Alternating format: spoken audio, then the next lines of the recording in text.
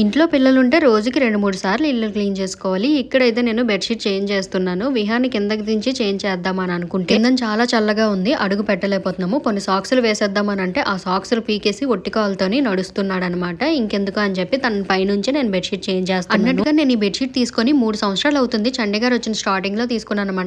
ఆన్‌లైన్‌లో ఆర్డర్ చేసుకున్నాను. దీంతో పాటు ఇంకోటి కూడా తీసుకున్నాను. క్వాలిటీ అయితే బాగుంది. ఇప్పటికి కూడా కలర్ ఏం వదలలేదు. మీకు ఈ బెడ్‌షీట్ లింక్ కావాలనుకుంటే ఇన్‌స్టాగ్రామ్‌లో అయితే లింక్ అని కామెంట్ చేయండి. డైరెక్ట్‌గా మీకు డీఎం వచ్చేస్తుంది. అదే యూట్యూబ్‌లో అయితే కమ్యూనిటీ పోస్ట్‌లో లింక్ పోస్ట్ చేస్తాను. ఆ లింక్ మీద క్లిక్ చేస్తే మీకు డైరెక్ట్‌గా ప్రొడక్ట్ కనిపిస్తుంది. మీరు అక్కడి నుంచి పర్చేస్ చేసుకోవచ్చు. మీలో ఎంతమందికి అలసందలు తెలుసు? నేను ఒక ఫేమస్ యూట్యూబర్‌లో అలసంద వడలు బాగుంటాయి అని చెప్తే నేను యూట్యూబ్‌లో చూసి దాన్ని ట్రై చేశాను. చాలా బాగా నచ్చాయి. అప్పటి నుంచి ఇది నేను ఫ్రీక్వెంట్‌గా ఈవినింగ్ స్నాక్స్ లాగా తయారు చేస్తాను. ఎక్కువసేపు నానబెట్టిన అవసరం లేదు. ఒక 4 అవర్స్ అయితే నానబెట్టుకోవాలి.